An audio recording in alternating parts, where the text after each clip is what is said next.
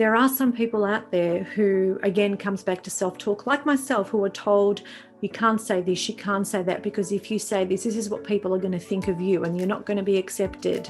Or if you say that, people are going to think less of you, or and so the confidence starts to get to almost deplete to nothing. So you're not going to want to communicate anything to, and you said, a minute ago that, to learn to communicate so that we can, share what we're experiencing, so that maybe we feel that we're not alone. But some people don't even know how to do that.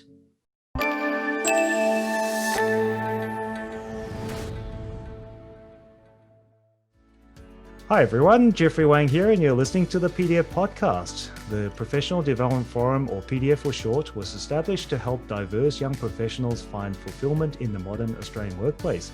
Today we're speaking to Alexandra Egan, a communications mentor and coach, a straight shooter that gets results. Alex came to Australia as a 5-year-old girl with her Greek migrant parents. As a child, she struggled to communicate across language and cultural barriers. That made her acutely aware of the need to communicate authentically so she can build fulfilling relationships. It also inspired her journey into becoming the brilliant communicator she is today. She specializes in communications under pressure and in extremely challenging circumstances. With over 30 plus years of experience working with prisoners, victims of crime, witness protection, and the like, she understands that managing communications is the most effective way of avoiding a crisis. Welcome, Alex. Thank you so much. It's so wonderful to be here. All right, well, what we should probably start with is your story. So tell us what it was like coming into Australia when you're 5 years old. Yes, now that's going back a little while. And so coming into Australia as a 5-year-old, from memory, it was quite challenging, quite confronting. What I do remember and what has stayed in my memory, Jeffery, is school. Mm-hmm. And, as a 5-year-old going to school and not having, I suppose, the English language, to be able to communicate with the kids and even with the teachers is quite stressful, and it's quite challenging, and it's scary as well at that age. And I do remember a moment where I needed to go to the ladies, to the toilets at school back then, and I didn't know how to communicate it. I just had no idea how to communicate. And so what happened as a result was the teacher didn't understand that that's what I needed to do. And as a result, there was an accident. Oh, and no. And even more than that, it got even worse, that I was then placed in, I was put in a boy's pair of pants. So there was a few aspects here. There was the fact that I had no idea of the language. So already I was disconnected and disengaged from everybody else in my group. In fact, I didn't belong, to be honest. Yep. I felt that I was so isolated from everybody anyway. Mm-hmm. And now suddenly I'm this little girl who couldn't even communicate to go to the toilet, and now in boys' pants. So it was quite a horrible situation, and that has stayed with me. In fact, I think that's taught me so much along the way as I started to grow and develop and learn the language, of course, and evolve. But I like to think that experiences like that tend to spark some good things. I like to think that every bad thing leads to something that's nice. So I'd imagine what would have happened is that you became hyper aware of, the communicating sort of non-verbally, right? Your ability to just get people to understand what you mean. And also the other thing is your ability to almost read between the lines. So if you don't understand the definition of a particular word, you can pretty much figure it out, because it's almost like a skill that you acquire when you're thrown into an environment at 5 years old where you don't speak that language. Interesting you say that, because as human beings, knowing what I know now and looking back, we learn to survive, and body language is part of that, So I guess looking back now as a 5-year-old, I remember being traumatized by it all, and, so many other things sort of happened prior to that. And you learn how to communicate in so many different other ways. Now, I no doubt what would have happened, I don't remember exactly what was going through my head, but the thing is, I remember going home and being so upset about it, and then having to figure out, how can I communicate to these people so that I can get what I need, maybe if it is going to the toilet, or if it is going for a drink, or if it is trying to communicate with other people so I can connect and create relationships. So we're incredible beings, and our brain is amazing. And so we do get into that where we need to to survive. We use all of our body to communicate, all of it. And it doesn't have to be verbal. Yep. So I learned that pretty quickly, very young. Wow. And so you also mentioned that your parents were trying to do their best to help you fit into the Australian culture, right? But unfortunately, in doing so, they also taught you to suppress your emotions and the way you express yourself. Can you tell us a little bit about how that happened? As Greek family, coming from a different country, totally different culture, different values, different emotions, different attitudes, different everything, different standards even. And then suddenly coming to a country where the culture is so different again. See, we're very animated in Greece, and we do things and say things so very differently. Our body language again is so very different. Now, to be accepted here, my parents did their very best. Absolutely, they did. But they also and still have a language barrier. So, and it's really, I suppose their fear, looking back now, Jeffrey, their fear was that we weren't going to be accepted. So we needed to lay low. It was always said, don't do that, or don't be like that, or don't speak like that, or don't act that way, or don't wear that because people are going to judge you and we're not going to be accepted. And so for my parents more so, and it was again a fear of being alone, a fear of not belonging in a community. They were so far away from, my mum and dad didn't have anybody else. It was just them and myself. We hadn't had my brother yet. So, and that was it. So we needed to do everything we thought we had to do, or my parents thought they had to do, for us to be accepted into a different community, a different country, different culture even. Yeah. So yeah, it was like I couldn't be who I just couldn't be as a kid, like I couldn't act the way I wanted to act. I couldn't say what I wanted to say. I couldn't wear what I wanted to wear just in case I was criticized. And this was all happening in my parents' head, by the way, because, we were all raised differently in Greece. And so mum and dad were very skeptical, they just needed to make sure that we did all the right things to be accepted. And that's what they thought. I can absolutely identify with that because I went through a very similar thing. Even though sort of the Greek culture and the Chinese culture might be very different in some aspects, but I think as a migrant mentality, they were doing what they think is the right thing to help us fit in. And what they think is the right thing is not drawing attention to ourselves. It's so even though they had the best intentions, what they inadvertently have done is sent us a message that you're not okay being who you are. That's right. Being you. Yeah. So that authenticity piece, I just remembered when I was young, the thing I wanted to be was just to melt into the background. I just did not want to stand out.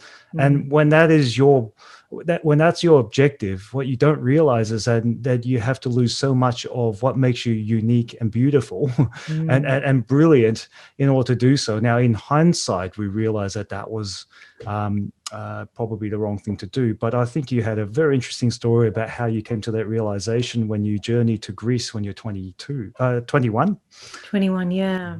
Yeah. Thanks for raising that. And it's on point with what you're saying there, because, I was raised with the belief that I couldn't challenge anything anyone said either. So it was like, never challenge authority, just go with the flow. If someone is above you, higher than, sort of in terms of hierarchical level, then that's it. You've just got to take what they say as gospel, so to speak. Yep. And I felt that I was almost chained, I was trapped in this life that wasn't me at all. And, along the way, when you start to speak up, you start to get branded names like stubborn, you shouldn't be, all these things that aren't true. It's just someone merely expressing their feelings or expressing their opinions, which an opinion back in those days to my parents was me being stubborn or rebellious, Yeah. which that wasn't the case at all. I was just simply Or expressing. spoiled. Yeah, God yeah. forbid. Absolutely. And so I thought, no, I can't do this anymore, and I just needed to go. And I found that it was really challenging, particularly in my line of work, because I worked in an environment, quite a large environment back then, a Commonwealth environment. And I felt that I couldn't voice my opinion because in the back of my head, I had, no, you can't say that. No, you can't say this. No, you can't do this.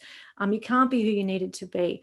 So I decided it was time for me to go back to where I came from so I could understand it, so I could understand me more so, I really needed to just pull me apart and understand where it all come from and who am I really? It's sometimes we just really need to know who we are so we can start to discover who we want to be. Um, And so, what and did you discover in Greece? I discovered that they'd moved on, which was quite funny. I discovered that they were nothing like we were here. So what happened, Jeffrey, is that, my parents, they had moved obviously to Australia years and years and years ago, and they stayed with the old mentality. And so Greece inadvertently had moved on. They had progressed in their thinking. They had progressed and they were modernized all of a sudden. And I'm thinking, hang on a sec, this doesn't balance. What's going on? So quite a realization as an individual, think, oh my God, hang on a minute. So this is what's happened. This is where we've come from. It's actually not them that's backward in time in their belief. It's actually us. So we need to do something to be able to grow and evolve and maybe look at things differently and take some risks and be cool with who we are. And, just challenging things and being okay to be who we want to be without the fear of we shouldn't be like that because this is the way it used to be. Yep. So that was an incredible discovery for me. It literally, I wrote a book actually called Finding the Lion Within, and I found my lion. It just came out, and I thought, right, I've finally found my voice because I know now that this is who I am, and it's okay, and everyone speaks their mind, and it's okay to be who you want to be. Resourcefully, of course, without hurting people. But it's okay to say what you feel, and it's okay to not be accepted, and it's okay to be accepted. And so all of those things were a validation for me. It was almost as if I was okay to be who I am, and I shouldn't hide behind A mask. this identity that everybody else wanted me to all these masks that I needed to hide behind to make everybody else happy. And me, I was dying inside. Literally, I was so depressed, so down. I just hated life. I really did. And I when I came back from when I was in Greece, it was just the best time of my life. I taught there, and I did so many beautiful things there. And when I came back, I was a different person. And then I wanted to pay that forward to my parents. I wanted to be able to create some form of ripple effect so that they could see that, it's okay to be you. It's okay to challenge. It's okay to say no. It's okay to be who you want to be and say what's on your mind without feeling bad or guilty about it. That's quite a journey of self-discovery. It's like you went to Greece and you discovered that it's okay to remove your mask, and now you come back, you've lost your mask and you're living a much happier life. So one thing I want to dig into a little bit, when you did say that you're depressed, why is it so important to have good communication skills? And I'm asking in the context of why do we need good communications to be happy? That's a great question. We need good communication skills to be happy. Now, happy means something different to each and every one of us, by the way. So I just needed to put that out there, simply because what is happy to one is not happy to the other. Okay. But in terms of what I raised a moment ago, feeling depressed, I had no idea how to communicate what I was feeling. Even more than that, I was scared to communicate what I was feeling. Even deeper than that, I was communicating certain things to myself. So, it all starts with self-talk. So communication isn't necessarily what we say to others. It starts with self. So when we communicate to ourselves all that negative self-talk, we start to believe ourselves, right? So we create all these incredible stories in our head, which 9 times out of 10 are BS anyway, so they're not real. It's just stuff that we've told ourselves because of stuff that we've learned along the way, and so we're making all these amazing conversations with ourselves. If we don't know how to bring that up, to extract that, and to actually raise it and bring it out, to have it either validated, acknowledged, or even someone to say, hey, you know what, it's okay for you to feel like that, but have you maybe thought this? Or have you thought this? Or could it be because of that? And I just want to back up a little bit, if that's okay, Jeffrey. Before I went to Europe, I was working under this amazing manager who did exactly that for me, because I was at a point in my life I just didn't want to be anymore. And I remember him saying, and I never forget him, asking me exactly this: do you really need to live here? Do you think maybe if you tried something different, perhaps went back and understood where you've come from? So he's asked me all these questions that got me thinking, that enabled me to communicate things a little bit differently. Does that make sense? Yep. Yeah. So in terms of why communication is important, we don't know what we don't know. And when we have people around us to help us extract things, feelings from inside of us, and maybe articulate things in a way that help us move or help us get the result that we want, the emotion that we want to feel, that's where we start to feel whole again, because we think, okay, hang on, I haven't even thought of that. Or I thought of that, but I didn't know how to word it for it to be a reality, because what we communicate, we experience. And unless we know how to communicate something, it's just not going to become a reality. And I learned that so early on. And if it hadn't been for this incredible manager who I worked under, I think it would have been a different story today. In our heads, in our emotions, there are incredibly complex things which are going on. And the only way that we can know that we're not alone in that experience is through communication. It's the only way that we can form a connection with another that can tell us that we're not alone in this world. And that's why that communication skills is just so pivotal to one's ability to stay connected, stay sane, and stay happy, right? And I can't imagine how difficult it must be not to have that, and I hazard to say that a lot of people suffering from depression, anxiety, and mental illness, and I kind of wonder whether if they were able to have better communication skills, whether they'll still be in the same situation. That's such a great question. And if I may answer it for you, would that be cool? Sure. Yeah, only because I have worked in that space for a very long time, disabilities, mental health, and communication is key. See, there are some people out there who, again, comes back to self-talk, like myself, who are told, you can't say this, you can't say that, because if you say this is what people are going to think of you and you're not going to be accepted. Or if you say that, people are going to think less of you, or and so the confidence starts to get to almost deplete to nothing.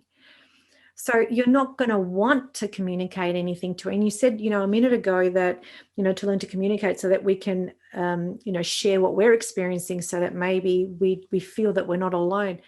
But some people don't even know how to do that. So it's really a learning curve. And it's also removing ourselves, having the courage to remove ourselves from an environment that maybe we know is not working for us. And again, it comes back to self-talk. Yep.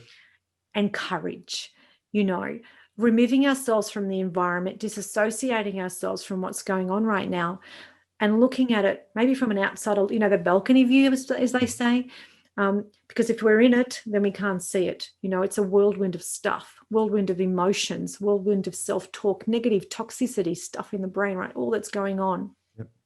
And we feel like this person that we just can't move. Last year, I worked for a year with 84. It was a caseload of 84 people who had disabilities, mental illnesses, all sorts of barriers, right, to employment. Yep. And I was so fortunate to have the ability to work with them. And I remember this one lady, Jeffrey, where 4 years she had been unemployed because of a trauma that had occurred. Prior to that, she was an executive. She was earning over $100,000 a year, and then suddenly something happened to her. So anyway, 4 years she was in this depressive state.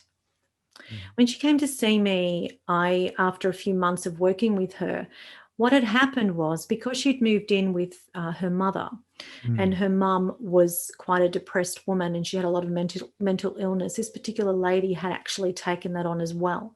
And so she could not see any other way out.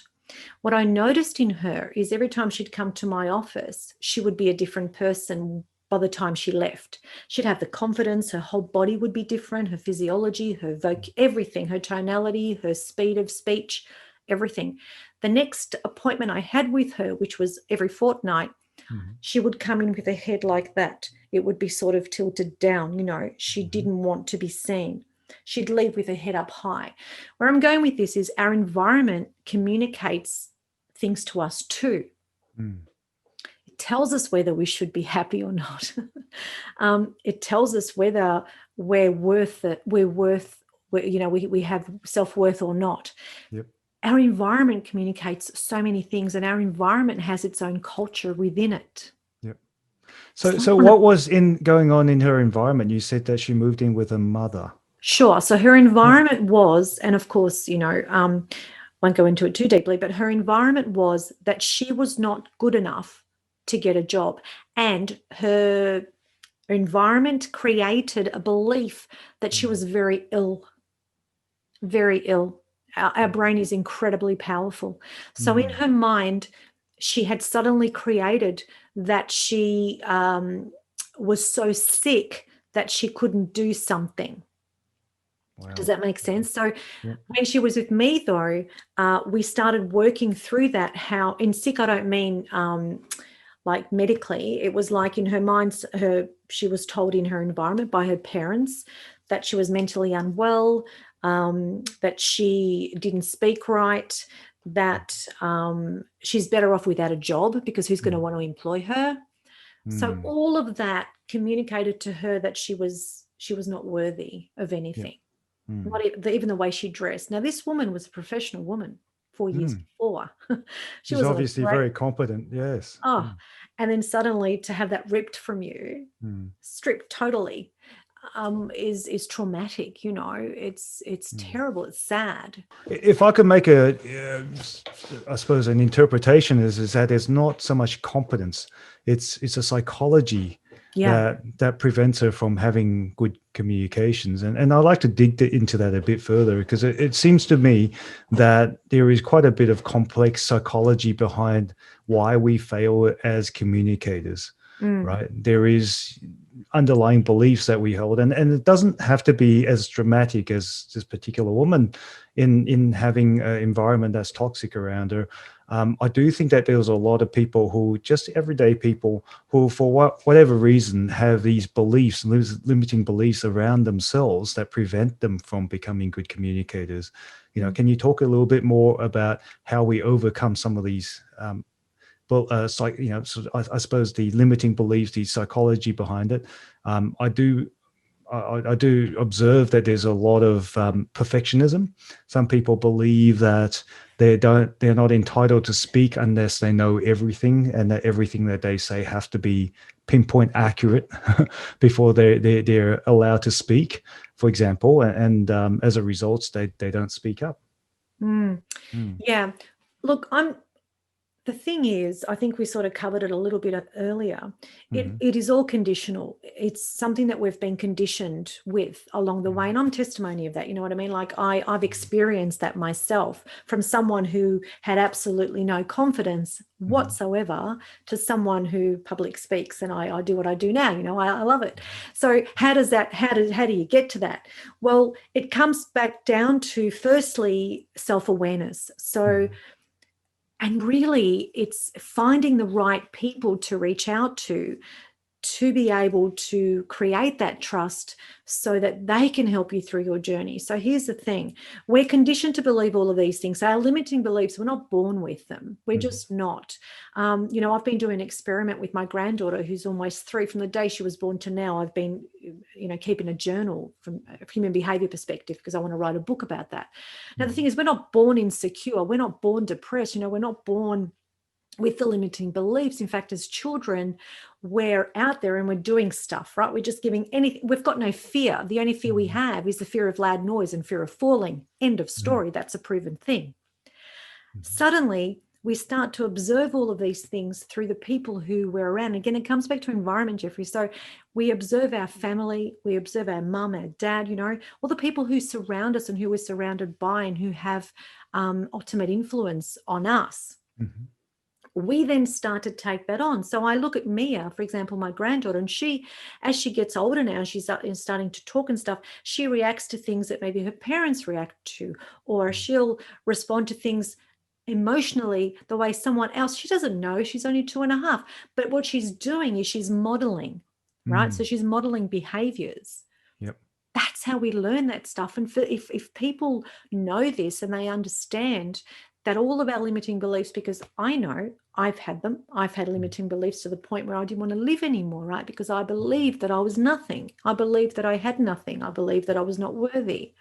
This was all, and it wasn't my parents doing that. It was just our culture. It wasn't doing it intentionally. So once we have this awareness that our limiting beliefs are not concrete, we can change it, and they're just the learned behavior, and anything that's learned can be unlearned. Yep. It just starts from wanting to, from maybe stepping into that unfamiliar, uncomfortable zone, because I've got to tell you, it's scary. It's scary, yeah. I've Okay, so let me just pick into that, because I think a lot of people would be interested to find out how you make that change. And it's not a case of just switching on, turning on the lights, right?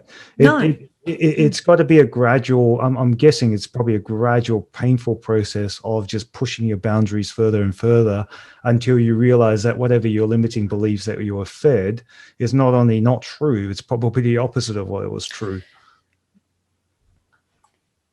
I'm going to share something for the pure purpose of adding value here. I don't share this very often, but I'm happy to share this here. So this day where I was working for this manager before I went to Greece, I remember going up to his office, and I said to him, Graham, I've had enough. I can't do this life thing anymore. It's just not happening for me anymore. I feel so trapped. I feel like life is nothing. And I just want to thank you, for everything you've done for me, but I just can't do this anymore. And he knew where I was going with this. Now, he asked me specific questions. He created this different awareness for me, where it actually opened so many doors of opportunities and possibilities. And what I was living was a minuscule thing. Like he didn't make me do anything. He helped me see that what I was experiencing wasn't what everybody else was experiencing, because in my world, I thought that's life, right? Life. And in my opinion at that moment, and I still feel that conversation, by the way, I remember thinking, if this is life, then I don't want it. I just don't. And I remember I just didn't. So there was two choices for me at that moment. And I don't share this very often. I will be sharing it in my new book. But the thing is, it's so important. And I want to really share it here for the power of it, because we think, when we're in that bubble of our limiting beliefs, or in that bubble of I'm going through this and I know that everyone else is not, or everyone else may be. But the thing is, there are options, and it's finding that's why I said earlier, it's finding that person who you can really truly trust, that can help you extract by asking relevant questions, so that you can see that, what, it's just a little bit, but there's so much more out there for you. And when he said that to me, when he said to me, you know what, Alex, I get it. And it could be the Greek way. It could be just your parents' way. It could be just your little environment way, but it's not the way. So he set you, he set you free, basically. Oh, totally. Yeah. Totally. Sorry, I've just got hay fever. All right. Yeah. So that is a very powerful lesson. Look, I think what was really interesting, and thank you so much for sharing that. You're so welcome. Is that ultimately until we tackle the more underlying, deeply held beliefs of ourselves, it's almost impossible to become great communicators. Yeah, And totally. that is something I think a lot of people are probably too scared to face. But the question then is, is it a painful process though? So once you saw that there were the possibilities, was it excitement? What were you feeling at the time when you discovered that life is more than, has more to offer than this, limited box you were told to stay in? Yeah. That's such a great question. And I remember feeling fear.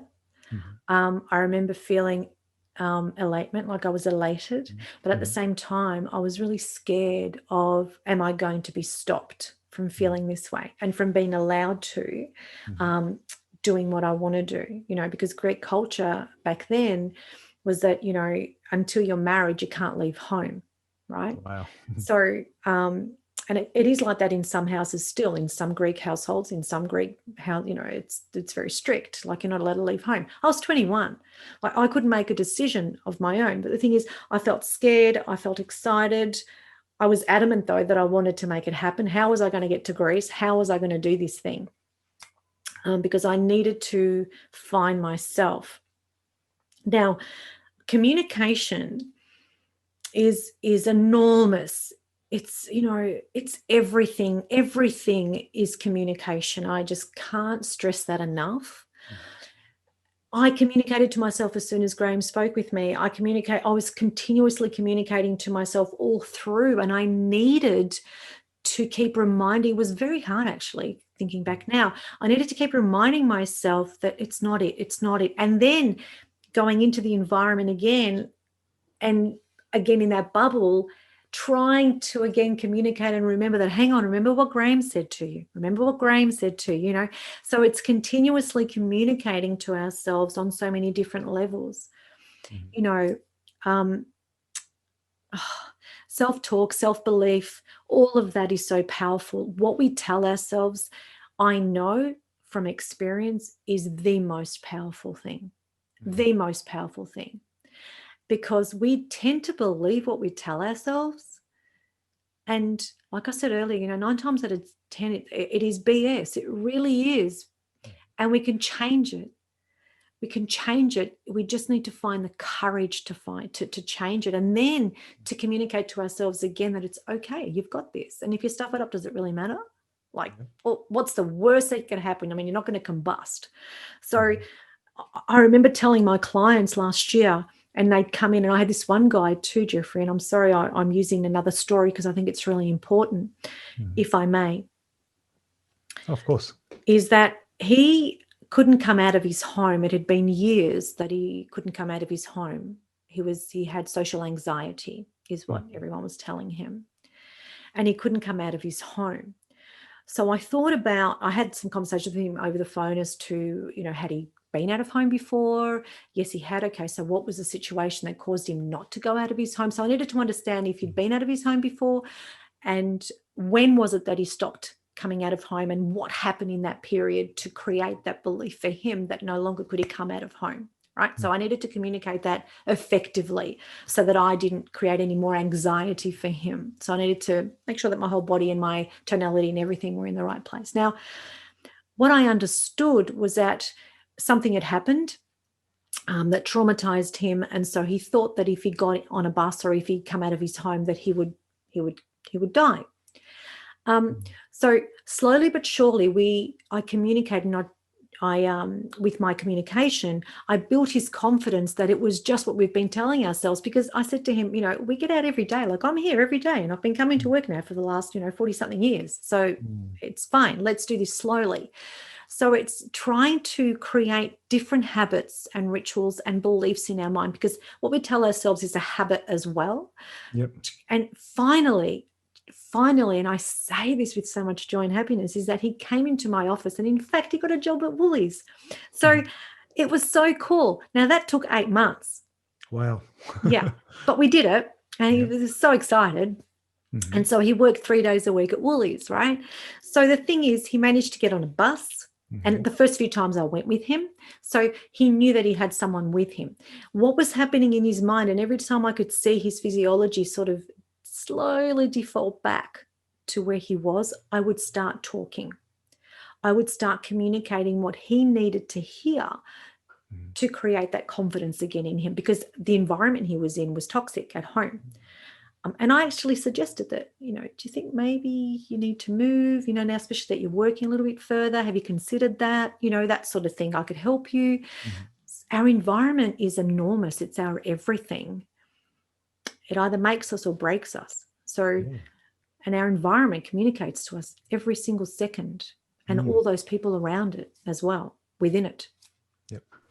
Well, it actually makes me think about the metaphor that jumps into my head. It's like you live in the Matrix, right? So if you remember the movie, and your Matrix is your reality. Yes. But it takes someone like Morpheus to come into your life to really wake you up and make you see that all these that you assume to be true is actually not, and quite frankly, it doesn't even exist. It's just but a construct in your head that you came up with, and that is an incredible process to make you wake up from all these things that it might be the only thing that you knew in your life up to that point.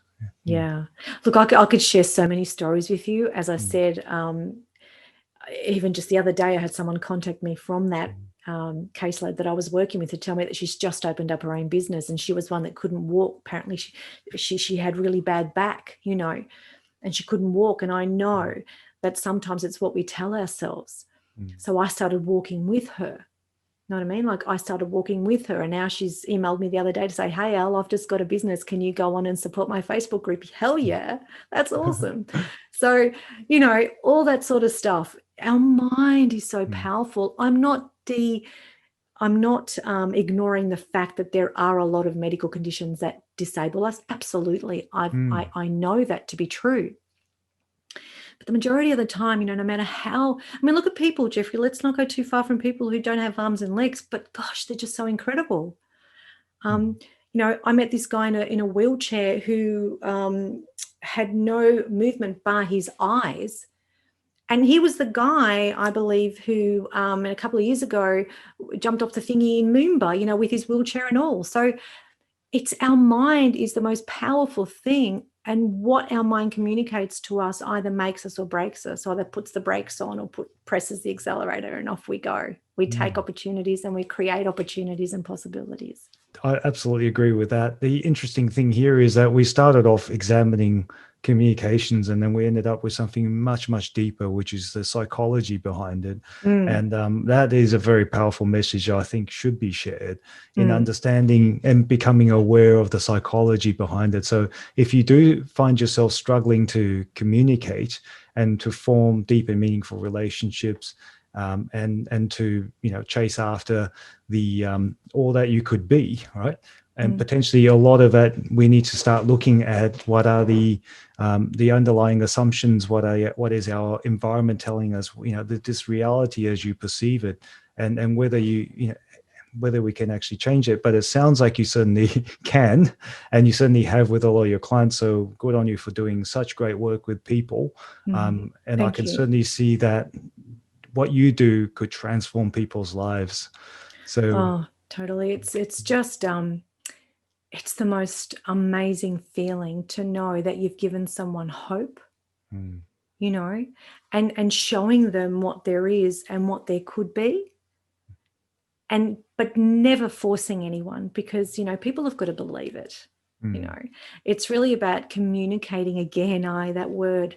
It's really about asking the right questions, so that the person you're working with, or whoever it is, the person who's there and needs you, can actually believe it and say it out loud themselves, instead of saying, Jeffrey, this is what you've got to do. That's not going to work. It's just not going to work.